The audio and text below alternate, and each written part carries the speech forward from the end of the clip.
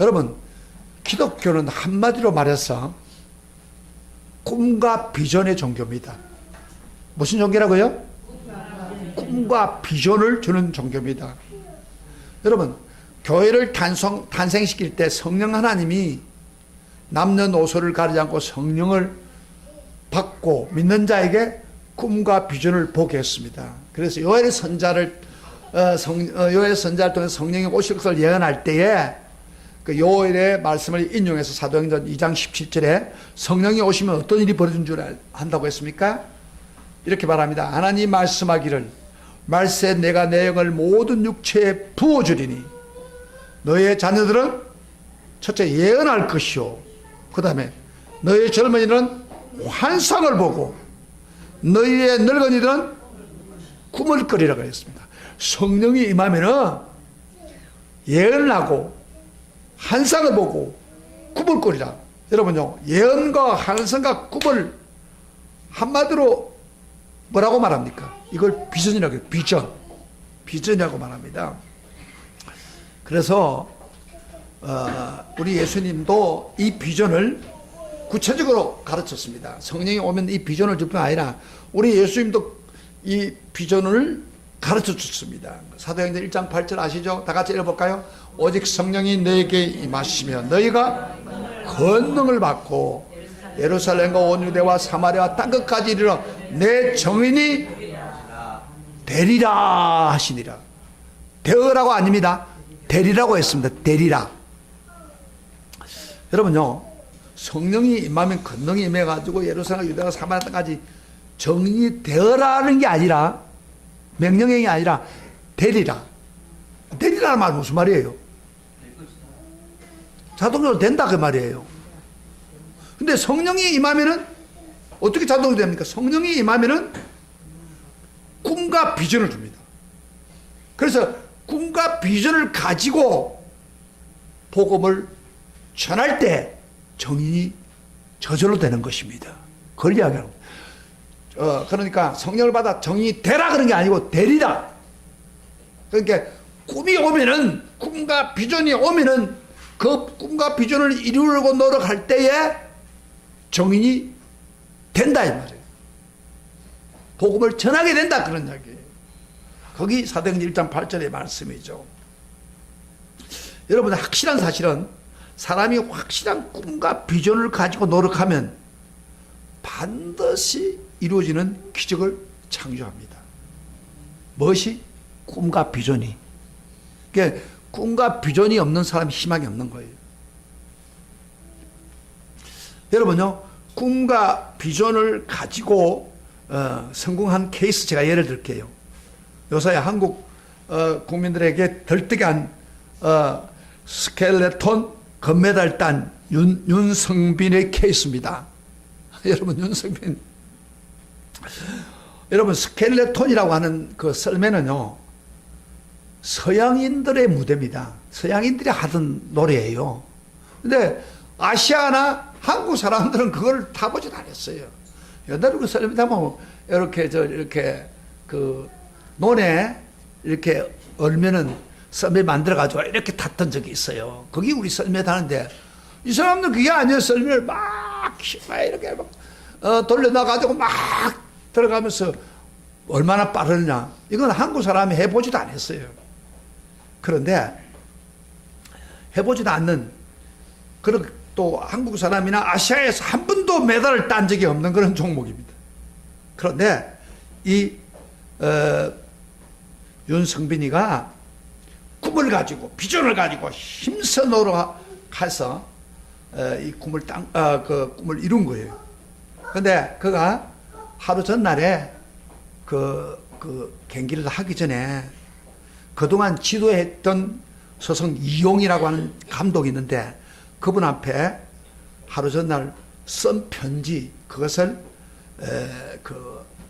제가 조선일보를 보기 때문에 조선일보에 그대로 발췌를 해놨습니다. 그걸 보면서 이 사람들이 얼마만큼 힘들었고 꿈을 가지고 이루려고 노력했던가를 볼 수 있는데 제가 한번 읽어봐 드릴게요. 조선일보에 나왔던 편지를 여러분에 읽어드리겠습니다. 이용 감독님께 낯간지러운 건 절대 못 견디는 제가 편지를 쓴다니 감독님도 놀랐었겠죠. 올림픽 경기가 코앞에 다가온 지금 감독님께 꼭 드리고 싶은 말씀이 있어 용기를 냈습니다. 제가 썰매를 시작했을 때부터 오늘의 일까지 그 모든 여정에 함께 해주신 감독님께 미리 감사를 전하고 싶어요. 감독님 기억나시죠? 처음에 우리 썰매 훈련장도 없어서 아스팔트 위를 냅다 뛰었잖아요. 한여름 대학빛 아래 10시간씩 하루씩 훈련하니 정말 죽은 줄 알았어요. 그때 제 몸무게가 77kg였는데 감독님 권유로 100kg까지 이렇게 그 썰매를 하려면 몸무게가 무거워야 속력이 나거든요. 100kg까지 들렸죠. 그걸 하기 위해서 하루에 6개씩 먹고 라면 봉지 3봉지까지 추가해가지고 토할 때까지 먹고 또 먹느라 그것도 참 힘들었어요. 제 몸매가 원래 참 괜찮았는데 이렇게 뚱뚱해졌습니다. 하하. 그리고 감독님과 처음 떠났던 해외 전지훈련을 저는 평생 잊을 수 없을 것입니다. 운송비가 부담되어서 썰매를 갖고 나가지 못하고 어떻게든 공짜로 빌려보려고 발품 많이 팔았죠. 다른 나라 선수들한테 어렵게 썰매를 구하고 나면 이번에는 또 날이 없어가지고 썰매 날이 있잖아요. 없어서 나를 꾸려 여기저기 다녔죠. 외국 선수들이 쓰다 버린 썰매를 운 좋게 주워 탔던 날 타는 쪽쪽 썰매가 뒤집어져서 원산 폭격하는 것처럼 머리로 얼음 트랙을 썰면서 내려왔어요. 서로 파스를 붙여주며 격려하던 기억을 어떻게 잊을 수 있을까요? 감독님과 저 동료 선수 3명까지 우리 5명은 미국, 카나다, 유럽을 많이 헤매고 다녔습니다. 밤 12시에 녹초가 된 몸으로 숙소에 들어오면 다들 코고느라고 단체로 잠을 설쳤죠. 다 함께 동고동락 했던 그 시절이 괴롭기도 했지만 한편으로 참 행복했어요. 여기 기록은 안 돼 있지만 제가 가로를 쳐놨습니다. 꿈을 가지고 있기 때문입니다. 그 말이에요.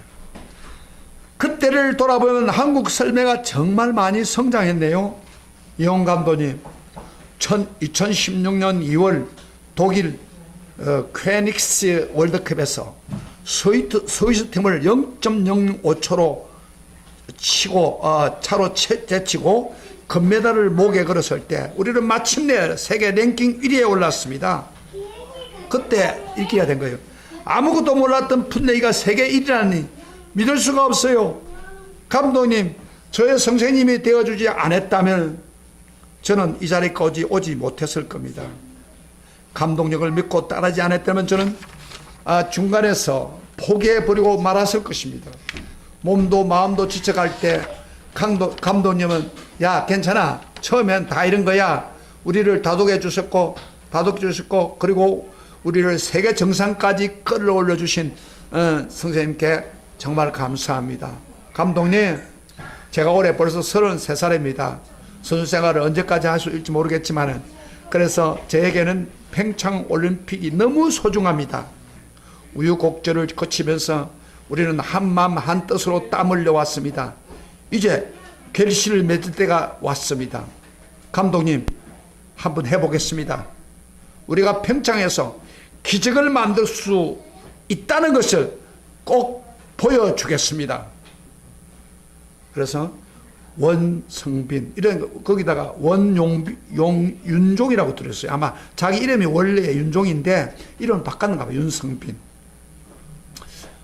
경기 하루 전에 그가 어떻게 얼마나 노력했고 어떤 꿈을 꾸었는가를 지금 이야기하고 있는 거예요.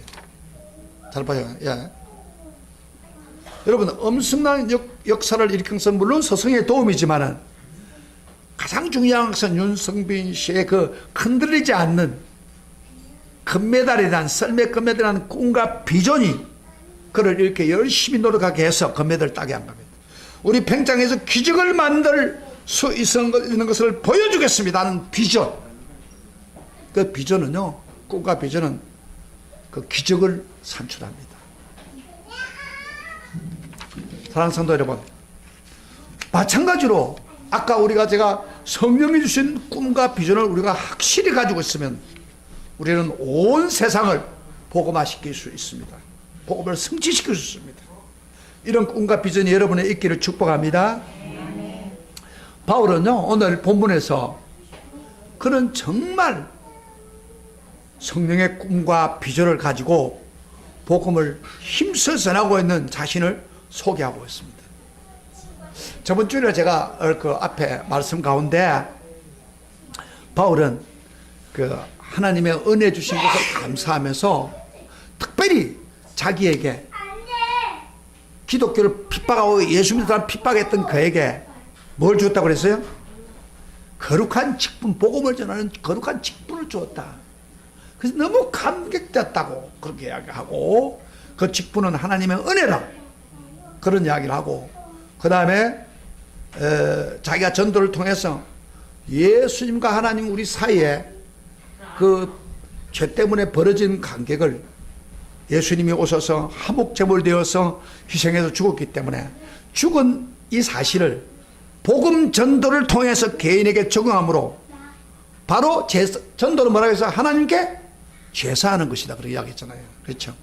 제사, 하나님께 제사를 드리면 얼마나 기뻐하는데 전도에서 한 사람 믿으면 그 제사하는 것이다, 그렇게 이야기하면서 이 전도가 너무 중요하기 때문에 하나님께서, 성령께서 표적과 기사를 주어서 전도를 확실하게 전하도록 해주셨다, 그것을 감사했던 이야기를 제가 저번 주에 했습니다.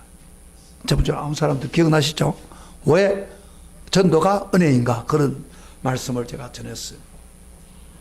그래서 바울은요, 이런 이야기를 하면서 그가 얼마나 확실한 그 성령의 그 꿈과 비전을 갖고 있는 것을 우리에게 오늘 본문에서 강조하고 말씀하고 있습니다. 자, 우리 19절, 저번 주일날 마무리했던 그 구절에 다시 한번 읽어보겠습니다. 19절, 오늘 본문 같이 읽어봅시다. 오늘 15장 19절 시작.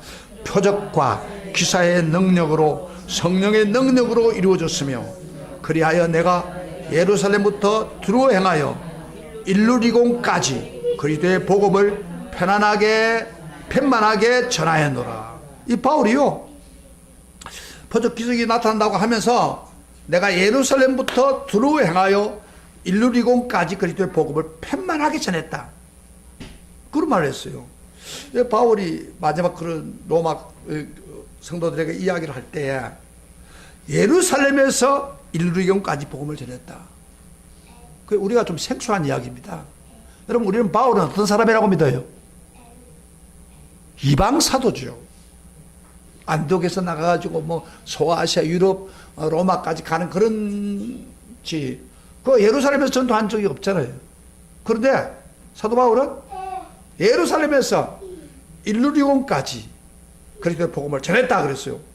그러면 이게 무슨 말이에요? 여러분 성경을 읽으면 딱 의문이 와요. 그런데 이 예루살렘은요, 다메섹 도상에서 그가 변화되고 난 후에 바로 예루살렘을 갔습니다. 가서 복음을 전하다가 거기서 하나님께서 지시해가지고 예루살렘에 전하지 말라고 하고 이방 사도로 주신 것입니다. 그래서 그가 설교하는 가운데 그 사도행전 22장 17절부터 21절에 한번 찾아봐요. 거기에 그가 자기를 죽이려고 막 달라드는 사람들한테 설교를 할 때 그가 예루살렘에서 복음을 전했던 것을 흔적을 이야기합니다. 우리가 같이 읽어볼까요? 사도행전 22장 17절부터 21절 같이 찾아봐요. 다 같이 시작. 후에 내가 예루살렘으로 돌아와서 성전에서 기도할 때 황홀한 중에 봄에 주께서 내게 말씀하시되 속히 예루살렘을 나가라. 그들은 내가 내게 정언한 말을 듣지 아니하리라 하시거늘 내가 말하기를 주님, 내가 주를 믿는 사람들을 가두고 또 각 회당에서 때리고 또 주의 정인 스데반의 피를 흘릴 때 내가 곁에서 찬성하고 그 죽이는 사람들의 옷을 지킨 줄을 그들은 아나이다. 나더러 또 이르되 떠나가라. 내가 너를 멀리 이방인에게로 보내리라 하셨느니라. 그래서 사도 바울은 그때 자기를 하나님이 이방 사도로 보낸 것을 환상을 통해서 깨달았어요. 예수님의 음성을 듣고. 그렇지만 잘 읽어보세요. 여기에 바울은 어디서부터 복음을 전했습니까? 예루살렘에서부터 복음을 전했다는 거예요. 그래서 제가 예루살렘에서부터 복음을 표면에 전했다고. 그 다음에 여기 이제 좀 의문점 하나가 일루리곤. 따라합시다. 일루리곤. 일루리고까지 폐문을 전했다. 그럼 일루리고는 어디예요? 이 성경에 우리가 사도행전 아무리 읽어봐도 일루리고라는 지명이 없습니다. 그런데 우리가 성경을 읽다 보면요, 이런 것들이 걸립니다. 일루리고까지 복음을 펴나졌다. 무슨 말이냐? 제가 오늘 그걸 증명해 드릴게요. 사도 바울은요, 평소 때 그 복음을 전할 때 그 전략상 다 지방마다 다닐 수 없으니까 가장 중요한 도시를 중심으로 복음을 전했습니다. 그래서 우리가 잘 아다시피 어디요? 빌립보, 그 다음에 아테네, 그 다음에 아덴, 고린도, 에베소, 이런 중심적으로 복음을 전했습니다. 그런데 그 도시에 있는 사람들이 복음을 듣고 가만히 있지 못하고 주변에 있는 지역에다가 이렇게 복음을 전하게 된 겁니다. 그러니까 일루리고라는 데는 어떤 지명이냐면요, 지금 옛날 유고슬라비아 있던 그 알바니아라는 지역입니다. 그러면 이곳까지 바울이 도시에서 복음을 전했던 그 사람들이 복음을 듣고 평신도들이 그곳에까지 복음을 전해서 지금은 일루리고에서 교회도 생기고 그랬다 이 말이에요. 그 복음이. 그래서 바울은 그걸 알고 있는 거예요. 그래서 내가 예루살렘에서 복음을 전해서 일루리고까지 복음이 편만하게 전해졌다. 여기서 바울이 뭐요? 한마디로 말해서 그 복음을 전하고자 하는 성령의 뜨거운 꿈과 비전을 가지고 있었기 때문에 그렇게 했다 그 말이에요. 할렐루야, 아멘. 누가 시끄러?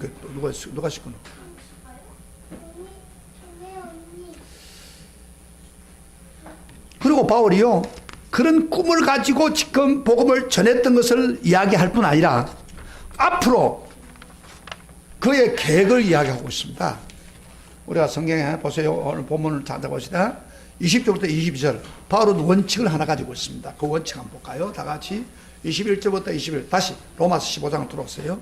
21절부터 22절까지 이렇게 원칙을 이야기합니다. 시작. 내가 그리스도의 이름을 부르는 곳에 복음을 전하지 않기를 힘쓰노니 이는 남의 터 위에 건축하지 아니하려 함이라.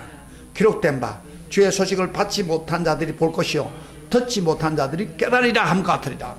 바울은요, 한 가지 딱 원칙이 뭐냐면은 다른 사람이 복음을 전한 곳에 자기가 안 갑니다. 전혀 복음을 전하지 않는 곳에 자기가 갔다. 그렇게 힘썼다. 그 이유가 뭐예요? 바울의 마음에 땅끝까지 복음을 전혀 모르는 사람을 전하는 그 확실한 비중과 꿈이 있기 때문에 그런 거예요. 예? 그 꿈이 있기 때문에 다른 사람이 전한 곳에 안 간다 그 이야기예요. 그리고 바울이 그 다음에요, 로마까지 가는 이유는 거기에 로마의 복음을 듣지 못한 사람들에게 복음을 전하기 위한 것입니다. 그런데 바울은요, 로마까지 가는 것이 마지막이 아니에요. 어디예요? 여기 보면 서바나, 오늘 본문에 서바나까지 간다 그런 이야기. 서바나 22절부터 23절 같이 봅시다. 시작. 그러므로 또한 내가 너에게 가려 하던 것이 여러 번 막혔더니 이제는 이 지방에 일할 곳이 없고 그 다음에 여러 해전부터 언제든지 서바나로 갈 때 너에게 가기를 바라고. 그래서 서바나. 그 다음에 28절에도 다시 간 거죠. 내가 이 일을 마치고 그들에게 확정한 후에 너에게 들렀다가 서바나에 가기로 하리라. 이 서바나라는 말이 두 번이나 연속 나오죠. 이 서바나가 뭐예요? 바울은요, 서바나는 오늘은 스페인을 말합니다. 스페인을 말하는데 그 당시의 사람들은 우리가 잘 아다시피 지구가 이렇게 팽팽하다고 생각하는 거예요. 끝부분 육지가 끝나면 끝이라고 생각한 거예요. 그 당시 사람들. 우리 알잖아요. 과학 배웠죠. 그러니까 스페인은 땅이 제일 마지막 부분에 있습니다. 바다를 접하고 있어요. 그게 마지막으로 생각한 거예요. 그래서 예수님이 뭐요? 땅끝까지 복음을 전하란 말은 스페인까지 전하라 그런 이야기예요. 바울도 그렇게 생각했어요. 그래서 로마를 둘러서 복음을 전하고 어디까지 간다고요? 스페인까지 가려고 계획을 했다 그런 이야기예요. 너희들이 다 보내주면은. 예, 이것은 바울이 무슨 이야기입니까? 예수님이 명령하신 그 땅끝까지 그 복음을 전하는 뜨거운 불타는 꿈과 비전이 있었다는 겁니다. 그래서 전하기를 했다 그런 이야기예요. 그런데 실제적으로 성경 기록이 안 돼 있으니까 모르는데 바울이 스페인까지 갔을까요? 영국, 스페인 갔어요.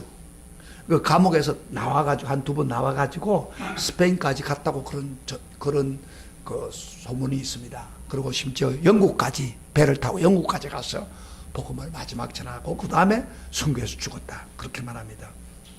이게 한마디로 말하면 바울에게는 그 복음에 대한 불타는 꿈과 비전이 가슴속에 뭉클이고 있기 때문에 복음을 전하지 않은 곳은 안 간다. 끝까지 세상 끝날까지 그 땅끝까지 내가 복음을 전해야 돼. 이런 뜨거움으로 그가 지금 이 로마 교인들에게 이야기를 하고 있는 거예요. 불타는 뜨거움이 바울에게 있었습니다. 자, 그러면요 우리 여기서 한 가지 봅시다. 바울이 아무리 그 꿈과 비전이 있어도 바울 혼자서 안 됩니다.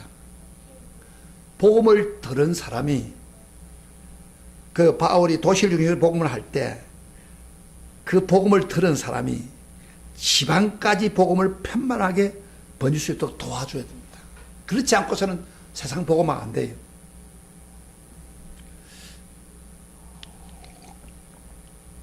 바울만 가지고 뜨고 가지고 안 돼요.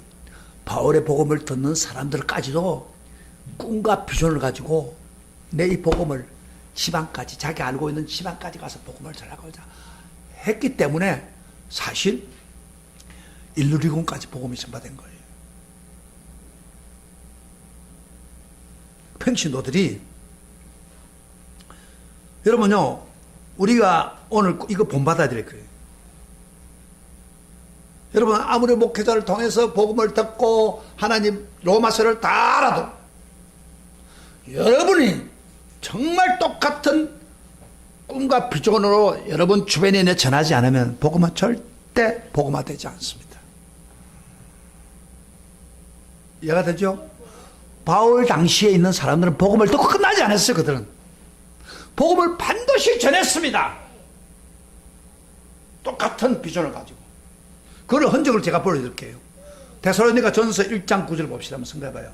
데살로니가 교회에 바울이 간 지 3주? 여러분 잘 아시면 3주 해당해서 가르치다가 쫓겨났어요. 그런데 그 데살로니가 교인들이 복음을 듣고 1장 9절입니다. 1장 9절에 이렇게 말했습니다. 이렇게 했습니다. 그 성도들이 다 같이 시작. 주의 말씀이 너에게로부터 마게도니아와 아가야에만 들릴 뿐 아니라 하나님을 아는 믿음의 소문이 각처에 퍼졌으므로 우리는 아무 말도 할 것이 없노라. 여러분요 마게도니아, 아가야, 고린도 지역에 있는 다 소문이 들렸다 이 말이야. 너희들. 근데 이들이 복음을 듣고 믿음은 소문이 각처에 퍼졌다는 것은 무슨 이야기입니까? 평신도들이 복음을 듣고 뭐 했어요? 가만히 있지 않고 막 사람들에게 꿈과 비전을 가지고 전했습니다. 바울처럼. 그러니까 소문이 나는 거예요. 아가야, 마게도니아까지 소문이 나는 거예요. 여러분 우리 중학교의 선도들이 로마서를 강의를 듣고 복음을 알고 난 후에 이 지에 가서 막 복음을 전해보세요. 상가에도 소문이 날 거예요. 아 복음. 그 다음에 요 6단지 7단지 요 지역에 말이요 난리 나지 않겠어요? 근데 우리 교인들은 뭐요? 로마서 강의를 거의 끝나는 순간까지 들어도 입 딱 다물고 아 감동받았다. 됐어. 감동받고 집에 가면 돼. 그래 살면 돼. 나만 복음 믿어. 이렇게 앉아있으니까 이 지역에 소문이 안 나는 거예요. 초대교회는 그렇게 안 했어요. 바울만 가슴에 불이 붙은 게 아니에요. 그 복음을 듣는 모든 사람들은 가슴에 불이 붙어서요. 안전을 못 견디는 거예요. 아마 시장에 가서 농협에 가서 전하고 또 물건을 사면서 전하고 또 길거리 전하고 이렇게 돼야 그게 정상적인 이 지역을 변화시키는 길이에요. 근데 오늘날 교인들은요 묘하게 복음 귀로만 잘 듣고 자기만 만족하고 남한테 안전하게 비전이 없어요. 꿈이 없어요. 이 성령의 꿈이 없어요. 그러니까 아무 일이 안 벌어지는 거예요. 여러분, 이 지역을 변화시키기를 원하십니까? 네. 복음으로 변화되기를 원합니까? 네. 크게 이야기해 보세요. 내가 바울이 가지고 있는 꿈과 비전, 성령이 주신 꿈과 비전을 가지고 내 주변에, 뭐 멀리 갈 필요 없어요. 내 주변에, 내 이웃에, 내 친족에게 복음을 전하는 교회로 삼으면 놀라운 일이 벌어지는 겁니다. 거기 지금 이 교회에서 이 초대교회가 일어난 겁니다. 또 예를 하나 들어볼게요. 바울이 그 에베소에서 3년 동안을 사역했잖아요. 복음을 전했죠. 그죠? 역사가 일어나고. 그럴 때 성경에 보면 이렇게 말합니다. 에베소 3년을 복음을 할 때 아시아 사람들이 다 복음을 들었다고 그랬어요. 그러면 어떻게 그리 됐습니까? 복음을 듣고 은혜를 받은 사람들이 뭐 했다고요?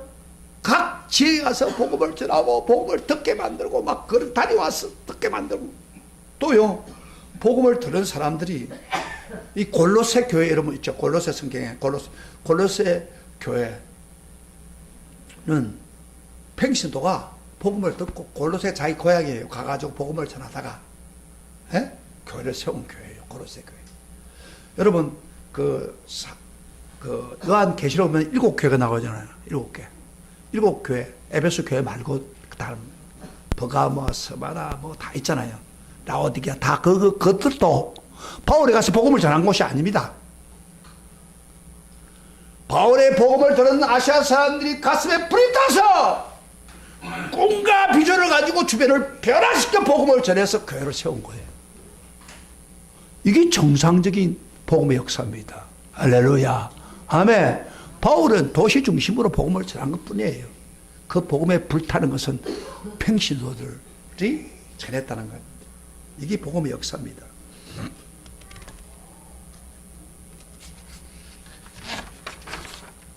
그리고 바울은요, 복음만 전한 게 아니고 오늘 뭘 소개하고 있냐면은 로마로 가서 복음을 전하는 뜨거운 마음만 있는 게 아니고 또 한 가지를 더 합니다.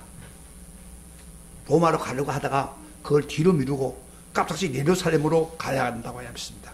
25절부터 28절 그 내용이 뭔지 한번 봅시다. 다 같이 시작.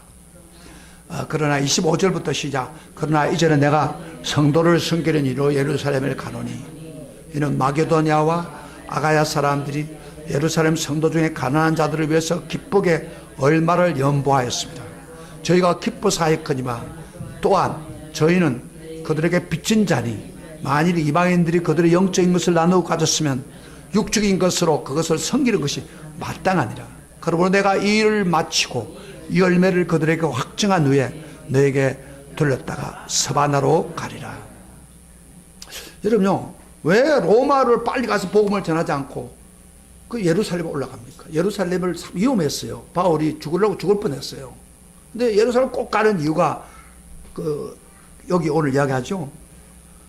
그 당시에 예루살렘에 아주 극심한 기근을 당했습니다. 그래서 식량을 구하지 못하고 죽는 사람이 많아요. 특별히 예수 믿는 사람들은 굉장히 곤란함을 당했습니다. 왜냐하면 유대 사이에서 예수 믿는다고 가문에 쫓아내고 사람 취급을 받지 않았습니다. 그러니까 예루살렘에 있는 교인들은 참 극심한 그 가문과 곤란을 겪을 때 이 소식을 들은 바울이 마게도냐 아가야 복음을 전하면서 그들에게 헌금을 하게 했습니다. 그래서 그 헌금을 예루살렘에 있는 교인들에게 전달하기 위해서 바울이 생명 놓고 간 거예요. 우리가 여기서 배워야 될 게 하나 있어요. 세계 선교 비전을 가지고 막 불타는 심령으로 나가야 되지만은, 그러나 그것보다 못지않게 우리 주변에 가난한 자들을 무시해서는 안 된다는 겁니다. 내 주변에 어려운 삶을 구제하고 어려운 고통을 함께 지는 사람을 하나님 사람으로 베풀어야 된다는 겁니다. 그래서 바울이 그걸 지금 이야기하고 있는 거예요. 그러면서 27절에 그런 이야기인데, 27절 다시 한번 봐봐요. 27절에 바울이 아주 놀라운 이야기를 합니다. 우리가 27절에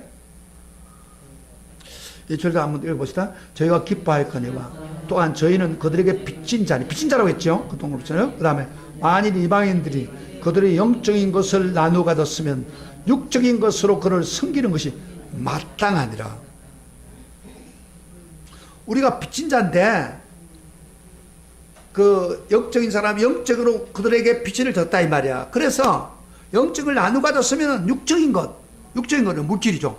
그들의 성질이 마땅하다 그랬어요. 여러분요, 그 당시에 이방인들이 이방인 생활도 그렇게 좋은 건 아니에요. 궁색했지만은 그들이 돈을 모아가지고 구제비를 마련한 것은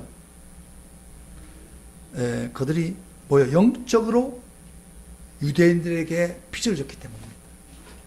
왜 그렇습니까? 영적인 빚을 졌다는 무슨 말이에요? 영적이라는 말은 결국 예수 믿고 구원받은 축복을 말합니다. 우리 모든 죄가 사함받고 영생 받는 거, 이게 영적인 축복이라고 그러죠. 그 전에 번역에는 신령한 복이라고 그래요. 그러니까 신령한 복에 빚을 졌다 이 말이야. 그러니까 지금 예루살렘에 굉장히 어렵고 힘드니까 그들을 어떻게 해서라도 물질적으로 돕고 싶은 거예요. 그 당연한 거예요. 빚을 짓으니까. 그래서 지금 바울이 그런 거예요. 영적으로서 나누어 가졌으면 육적으로서 그들은 성인에게 마땅하다. 여러분요, 복음은 여러분 어디서 왔어요? 유대인들로부터 온 겁니다. 예수님 유대인이고, 예수님 유대인 지역에 태어났고, 그리고 여러분 예수님 제자들 보세요. 예수님 제자들 정말 유대인이에요. 베드로 다. 그 다음에 사도 바울도 유대인이에요. 그리고 그들이 전도로 나갈 때 그 안디옥 교회에 있는 유대인들, 그 다음에 예루살렘에 유대인들이 기도해 줬어요. 물질도 주고. 그래서 결국에는 복음은 유대인들부터 나와서 유대인들, 그 영적인 복은 유대인들로부터 빚을 졌습니다. 사실은 유대인들부터 빚을 진 거는요, 보세요. 그들만 그런 게 아니에요. 우리 모두가 다 육적인, 영적인 은혜 받는 것은 유대인들의 빚을 져야 합니다. 유대인들 함부로 하면 안 돼요. 그들이 복음을 줬기 때문에 우리가 구원받은 거예요. 그런데 지금 우리도 마찬가지입니다. 우리도 영적인 복을 받았다면 당연히 빚을 졌으면 나눠줘야죠. 줘야죠. 여러분, 우리가 한 가지 여기 중요한 거 하나 배웁시다. 한국 교회는 누구한테 빚을 졌습니까? 영적인 복. 내가 예수 믿게 된 거. 누구에게 빚을 졌습니까?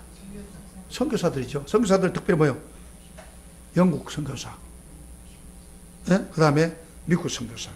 뭐 카나다, 호주도 있어요. 근데 특별히 대표적인 영국사. 영국 선교사 어떤 사람이에요? 아주 120년 전에 토마스 선교사가 복음을 전하다 대동강에 순교당했지 않습니까? 그 빚을 우리 졌단 말이에요. 그래서 우리가 예수 믿은 거예요. 그 다음에 미국은 뭐요? 예? 언더우드 아펜셀러. 제가 얼마 안 있어 미국 한번 동부로 가는데 여기 언더우드 아펜셀러가 그 교회 보냈던 그걸 좀 배우려고 갑니다. 그래서 언더우드가 아펜셀러 이 두 사람 다 미국에서 온 유명한 선교사들. 여러분 그들 때문에 우리나라에 여러분요 복음의 문이 봉기히 열렸는데 우리 한국 당시에는요 숨이 막혀서 살 수밖에 없을 정도로 폐쇄된 우리 한국의 구한말 시대에 주님이 그들 선교사를 보내가지고 복음을 전하게 했습니다. 근데 선교사를 보내면 저절로 보냅니까? 선교사 한 사람 보내면 물질도 돈해야 되고 기도해야 되고 그래서 영국 교회나 미국 교회가 얼마나 기도했는지 압니까? 그 선교사를 보내면서. 그리고 얼마나 많은 헌금을 했겠습니까? 그들의 값을 따질 수 없는 우리가 영적인 빚을 줬습니다. 우리가. 여러분 아셔야 됩니다. 내가 예수 믿는 게 저절로 된 게 아니에요. 내가 오늘 한국 교회가 이리 있는 거는 우리가 미국이나 영국의 선교사들 때문에 빚을 졌다 이 말이에요. 여러분 빚을 졌으면 갚아야 하지 않아요. 그렇지 그 이야기예요 지금 여기요. 그런데 우리가 미국과 영국에 뭐 갚을 수는 없고 우리가 빚을 갚는 길이 뭐예요?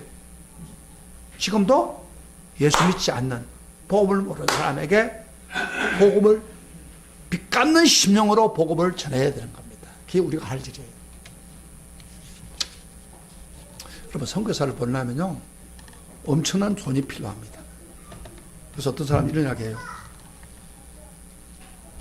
돈이 없으면 선교사를 보낼 수 없다 그러면서 선교사를 안 보내고 돈만 보내도 선교가 된다 그런 이야기로 선교사 한 사람 가는데 엄청난 돈이 들어갑니다. 그래서 우리도요 물질적으로 거기에 투자해야 됩니다. 빚을 졌으니까. 그런데 놀라운 사실은요 하나님이 선교사를 보낼 때는요 가장 부유할 때에 그때 보냅니다. 영국이 선교사를 많이 보낼 때는요 그다음에 리빙스톤 같은 사람도 선교사 가는 거 아니에요? 그다음에 허슨 테일러 같은 거 영국에서 온 거예요. 근데 영국이 그 당시 굉장히 잘 살아서 부유할 때. 그다음 미국이 바톤 터치해가지고 미국이 잘 살 때 아까 언더우드나 아펜셀러 많은 선교사를 보냈잖아요. 부유할 때. 그리고 우리 한국은 지금요 3만 불 시대가 됐잖아요. 지금 우리 한국 많은 선교사를 보내야 됩니다. 예, 빚어졌기 때문에. 그래서 선교사비를 돕는 것에 대해서 여러분이 이색하면 안 돼요. 왜? 나와 여러분이 구원받는 게 구원이 뭐 하늘에서 떨어졌습니까? 예? 하늘에 떨어졌어요? 절대 아닙니다. 여러분 구원받는 거요. 그 신과 함께라는 영화를 내가 한번 봤는데 불교에서는요 죄 지으면은 그 죄 엄청 고통을 줘요. 그걸 다 회복했대야 그 사람이 한생을 하든지 그래 되는 거예요. 어느 기독교는요 복음을 우리가 들었기 때문에 구원받은 거예요, 여러분. 그걸 인정하십니까?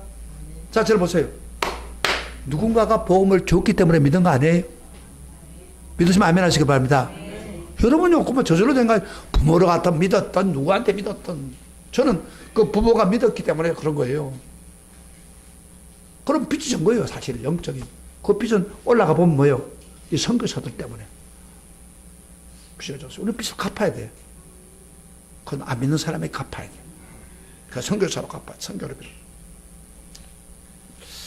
빌어. 저는 그 빚을 갚기 위해서 선교사가 되든지 아니면 선교비를 주든지 해야 되는데 우리 장준호 선교사는 아프리카사 그 선교를 갖고 있잖아요. 그러니까 많은 할 수 있으면 여러분들 기도 많이 해주고 선교비도 보내고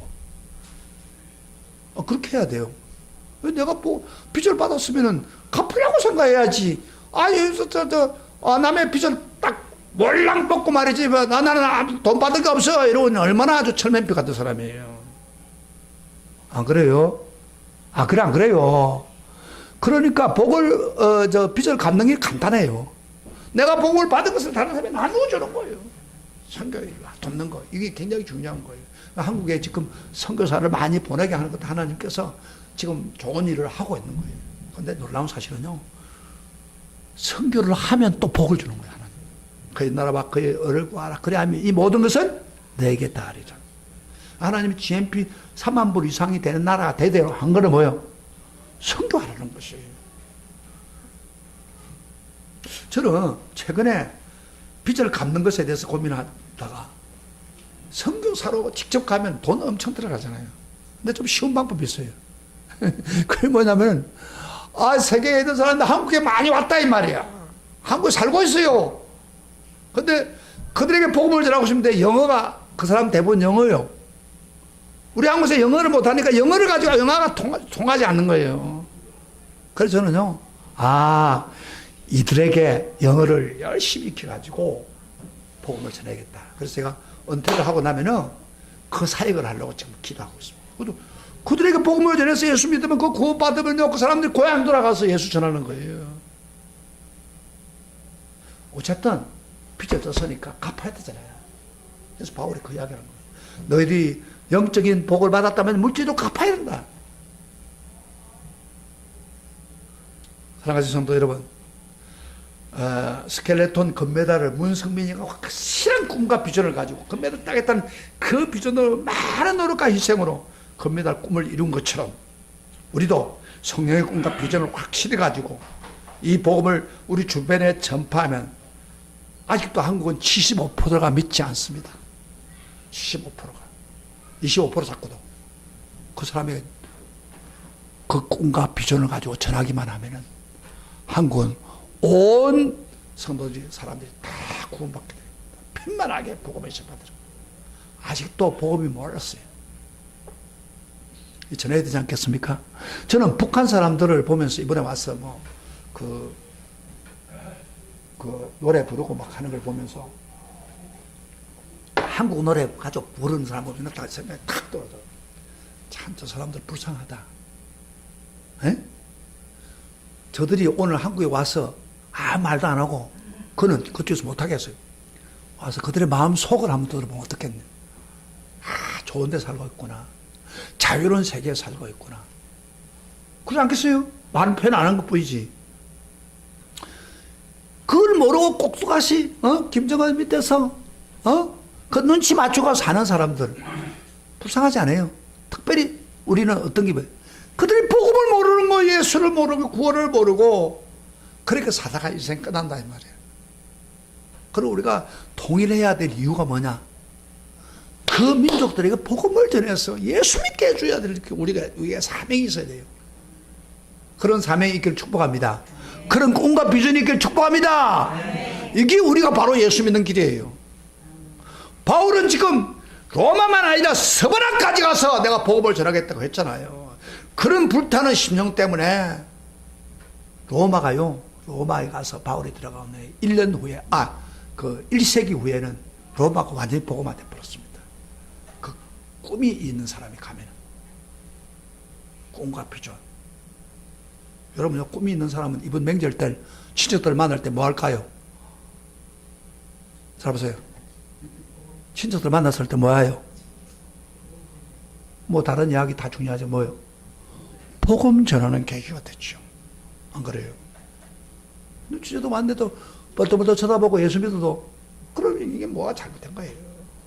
그 꿈과 비전이 부족한 거예요.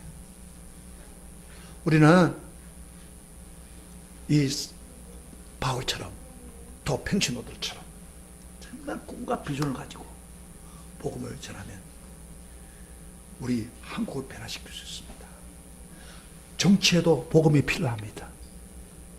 지도자가 제대로 된 복음을 가지고 있는 사람이 돼야 돼. 그런데 우리 지금까지 대통령들은요, 예수 믿는다고 장로들 하면서도 이 복음에 확실한 게 없어요. 오히려 믿는 사람들이 잘못하는 게 많잖아요. 이 복음에 대한 불타는 마음이 부족해서 그래요. 복음을 제대로 알지 못해요. 우리는 내 주변에 또 여러 가지 환경 가운데 복음에 대한 성령의 꿈 가지고 여러분 직장 생활을 해 나가면요, 하나님 여러분 축복해 줍니다. 은혜를 주십니다. 역사를 느낍니다. 하나님이 가장 기중앙적인 게 뭐겠어요? 복음입니다. 그래서 제 아들에게 복음을 전할 때 뭐라 했어요? 하늘과 땅의 건세를 내가 받았으니 너희는 가서 모든 족속에게 제자를 삼고 복음을 전하라. 그래야면 내가 너와 함께하리라. 할렐루야. 그게 하나님이에요. 예수님이에요.